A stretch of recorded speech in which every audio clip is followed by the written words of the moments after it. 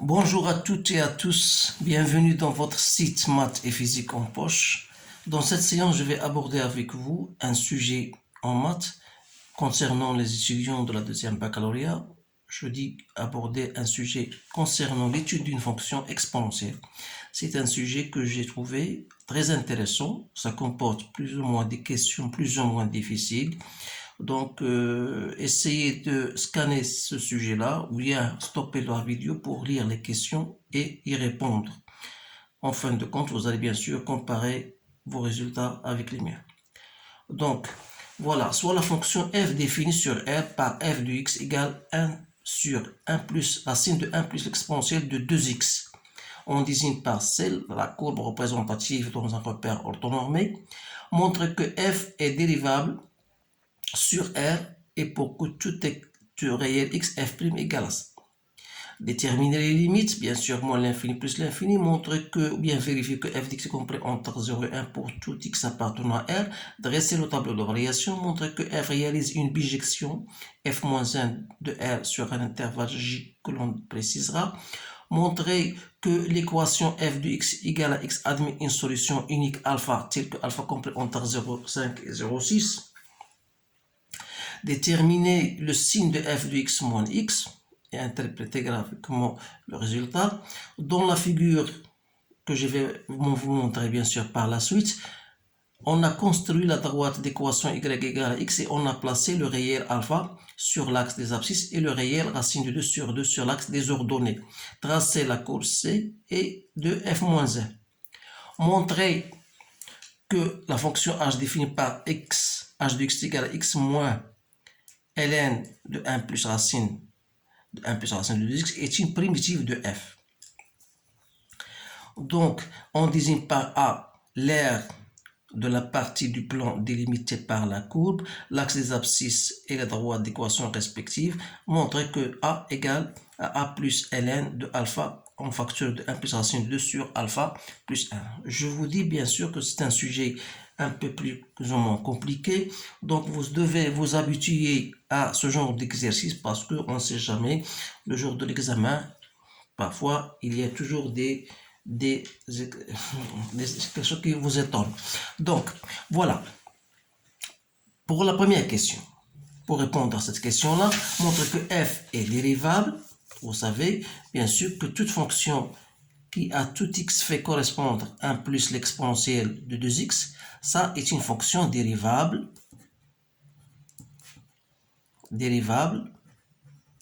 sur R.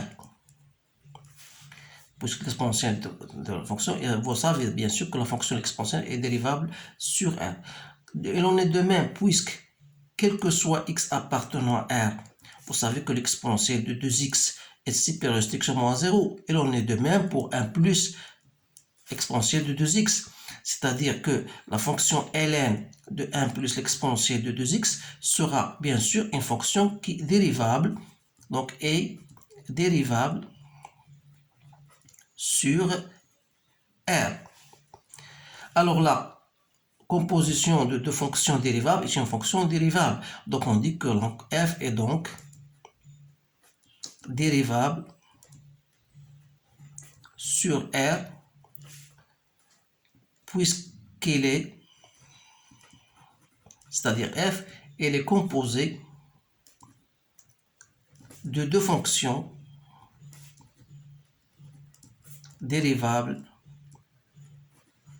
sur R. Voilà la réponse à cette question. Alors, puisqu'il est dérivable, on peut dans ce cas chercher à calculer sa dérivée f' de x. Alors, f' de x, vous allez bien sûr chercher cette dérivée, c'est les plus simples. Donc, pour chercher f' de x, il suffit de, voilà, comme vous avez une fonction 1 sur, donc c'est f' moins f, la racine de 1 plus l'exponentielle de 2x, sa dérivée, sur 1 plus l'exponentielle de 2x. Donc la dérivée de ça n'est autre que 2 l'exponentielle de 2x sur 2 fois racine de 1 plus l'exponentielle de 2x que je multiplie par ce qui reste 1 plus l'exponentielle de 2x.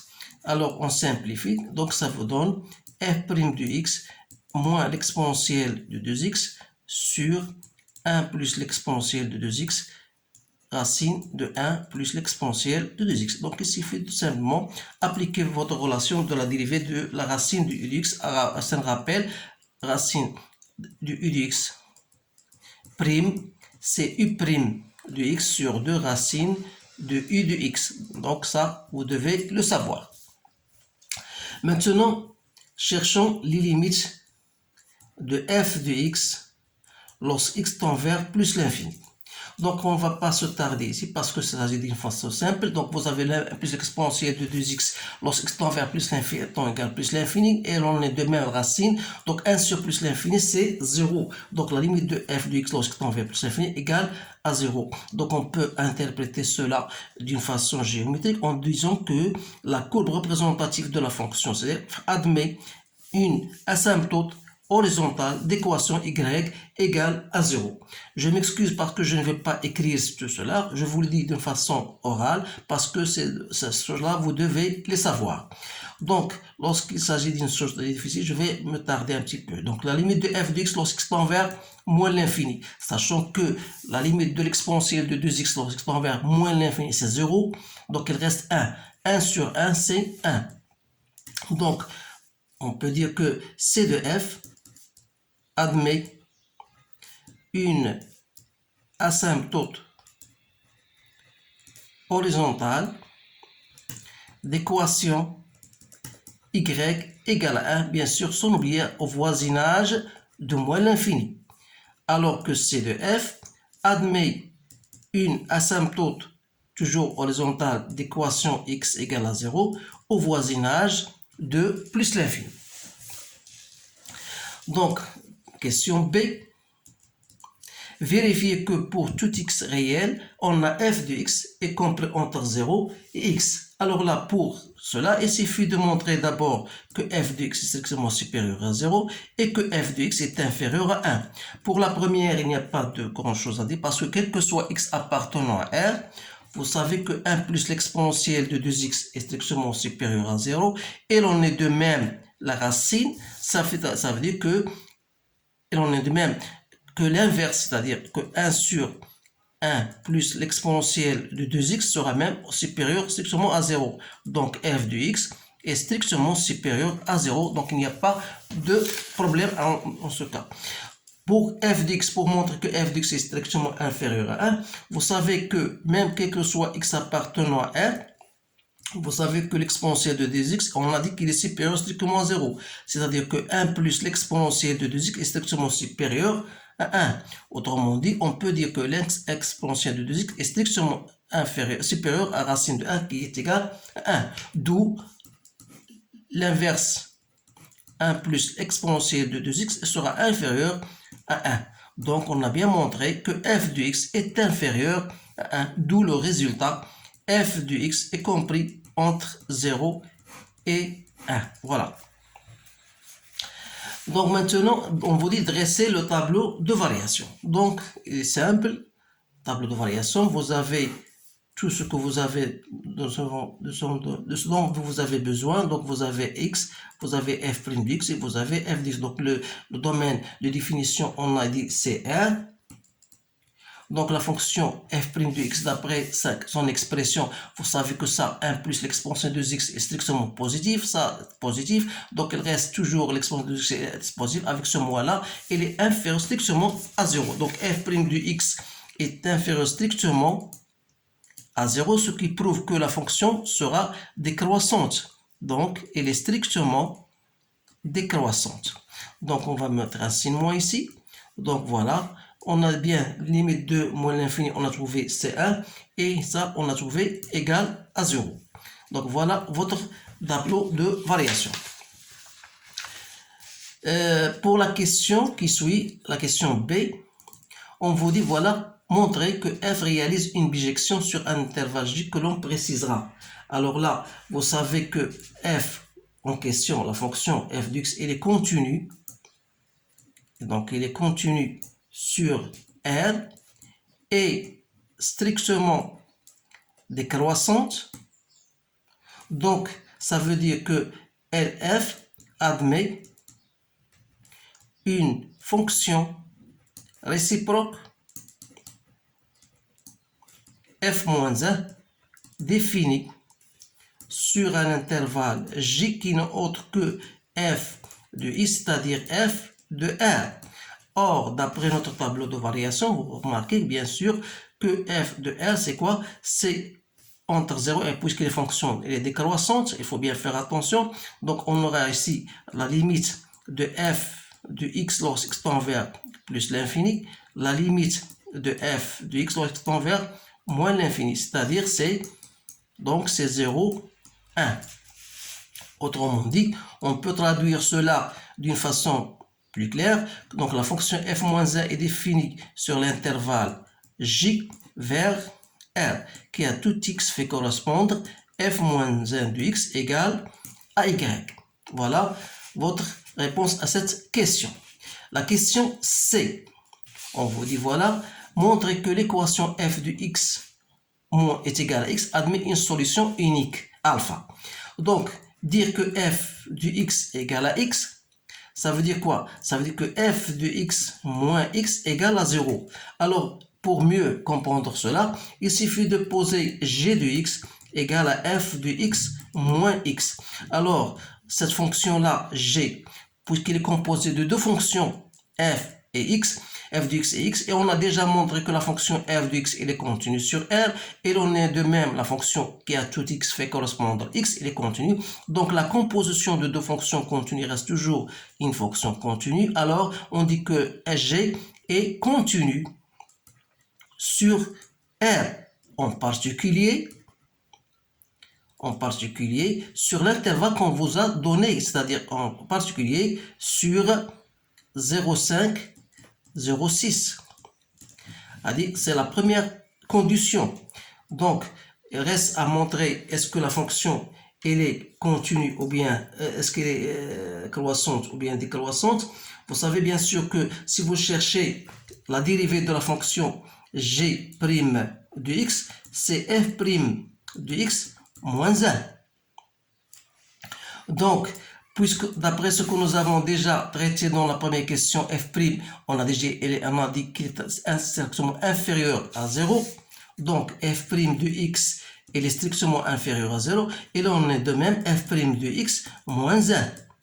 Alors, ça veut dire que g' de x elle est inférieure à 0. Donc, on peut dire que g est strictement décroissante. Alors, les trois conditions sont remplies. Il vous reste la seule condition, bien sûr, sa deuxième condition. Il suffit de montrer que g de 0,5 que je multiplie par g de 0,6 est inférieur à 0. Donc, je vous donne l'occasion, le temps, vous avez le temps de remplacer, il suffit de remplacer x par 0,5 et par 0,6 et vous allez trouver que cette production, cette multiplication est négative. Donc, qu'est-ce qu'on va dire? Donc, il existe un certain alpha appartenant à l'intervalle qu'on vous a donné, c'est-à-dire 0,5, 0,6, tel que g de alpha égale à 0, c'est-à-dire f de alpha moins alpha égale à 0, donc f de alpha égale à alpha. Donc c'est une question qu'on vous pose généralement dans les examens, donc il faut bien savoir la maîtriser. Donc on a bien montré pour la question C, donc maintenant question D. On vous demande de déterminer le signe de f de x moins x. Donc, toujours, on a posé g de x pour faciliter la tâche. Donc, f de x moins x. Alors là, c'est-à-dire que g' de x égale à f' de x moins 1. Alors là, on a déjà montré que cela était négatif. Ça veut dire que la fonction g est décroissante. Alors, si, pour montrer ça plus clairement, c'est-à-dire si vous essayez de dresser le tableau de la fonction g' de x, g de x, alors toujours dans le domaine moins de l'infini plus l'infini, vous avez bien sûr g' et donc vous avez cette allure. Donc la limite, il est plus simple de chercher les limites, mais on n'a pas besoin. Ce qui nous importe ici, c'est comment on a dit que pour un certain alpha, g de alpha égale à 0. C'est-à-dire que la fonction elle s'annule ici. Alors là, pour trouver le signe. Donc, qu'est-ce que vous remarquez? Quel que soit x appartenant à moins l'infini alpha, la fonction g de x, comment elle est? Elle sera positive, c'est-à-dire que g de x, elle est strictement supérieure à 0. C'est-à-dire quoi? F de x moins x est strictement supérieur à 0. Donc, f de x est strictement supérieur à x. Autrement dit, la courbe représentative de la fonction f sera au-dessus de delta, d'équation y égale à x. Inversement, alors, quel que soit x appartenant à alpha plus l'infini, alors on aura le contraire, c'est-à-dire que c de f est dessous de delta. Voilà le signe de cette fonction. Quatrième question, dans la figure 2 de l'annexe, on a construit la droite d'équation y égale à x et on a placé le réel alpha sur l'axe des abscisses et le réel racine 2 sur 2 sur l'axe des ordonnées. Tracez la courbe. Donc voilà, on vous donne bien sûr, c'est pour faciliter la tâche, on va vous donner, voilà, le réel alpha et racine de 2 sur 2. Mais il y a une question qui se pose. D'où vient ce racine de 2 sur 2? Alors là, pour bien savoir d'où il vient, il suffit de résoudre bien de trouver l'image du point 0. Donc f de 0, si vous cherchez f de 0, c'est 1 sur racine de 2. Donc c'est racine de 2 sur 2. Donc le point qu'on vous a donné n'est autre que l'image de la valeur 0. Alors là, il nous reste simplement de tracer la courbe. Alors là, je dois utiliser tout ce que j'ai pour... On a dit que la limite de moins l'infini égale à 1, donc il faut bien noter ça. Donc, c'est-à-dire on a une asymptote horizontale au point y d'équation y égale à 1. Voilà, il faut la tracer. Donc, on a f de 0, c'est racine de 2 sur 2. Donc, la courbe doit passer par ce point-là. Et on a f de alpha égale à alpha. Donc, f de alpha égale à alpha. Et il nous reste simplement, et vous avez l'axe droite d'équation x égale à 0 est une asymptote horizontale. Donc la courbe aura cette allure-là. Donc je vais essayer d'avoir une bonne allure. Voilà.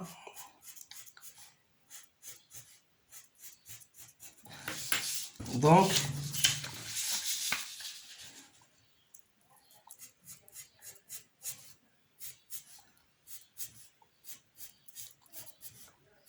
voilà. Donc voilà votre courbe C de F.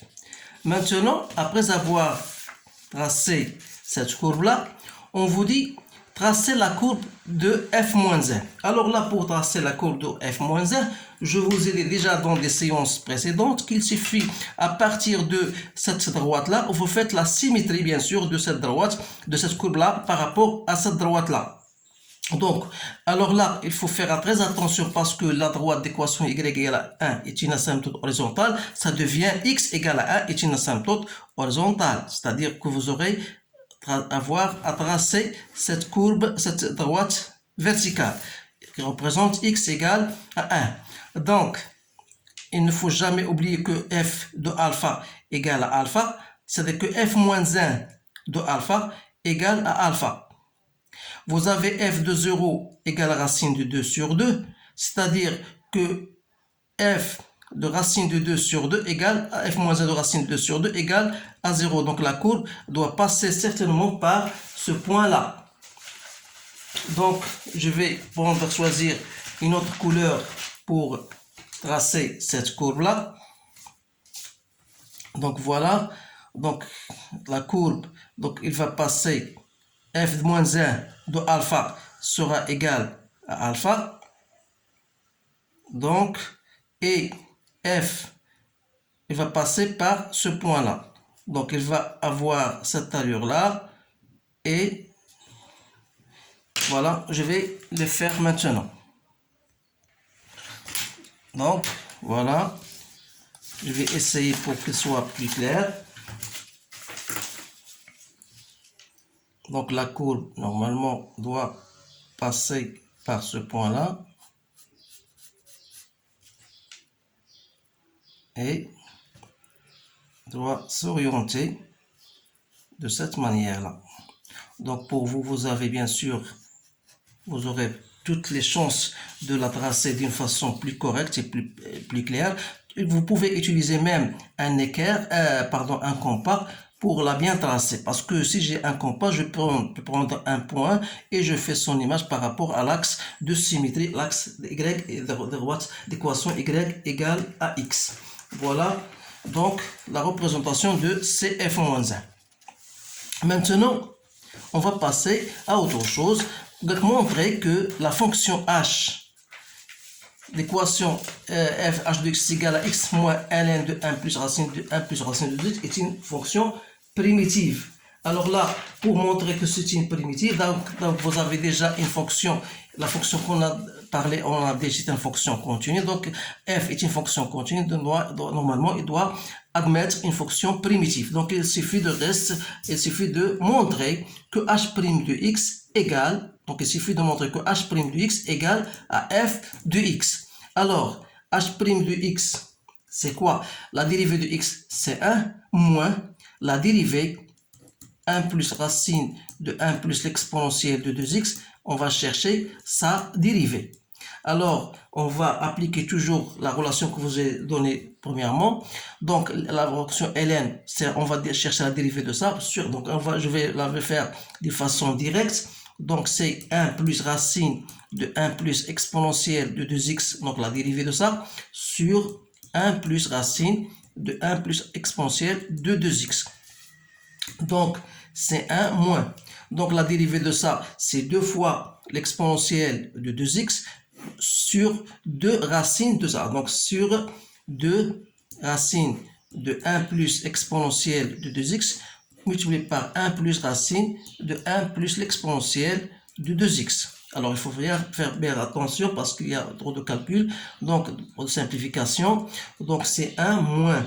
Donc, il reste exponentielle de 2x sur racine de 1 plus l'exponentielle de 2x plus, que je dois multiplier directement, plus racine, donc c'est 1 plus racine de plus 1 plus exponentielle de 2x, parce que la racine de 1 plus l'exponentielle de 2x fois, c'est 1 plus exponentielle de 2x, et il nous reste racine de 1 plus exponentielle de 2x. Donc, ici, je vais mettre au même dénominateur, donc ça va me donner 1 plus l'exponentielle de 2x plus 1 plus l'exponentielle de 2x moins l'exponentielle de 2x sur racine de 1 plus l'exponentielle de 2x plus 1 plus l'exponentielle de 2x.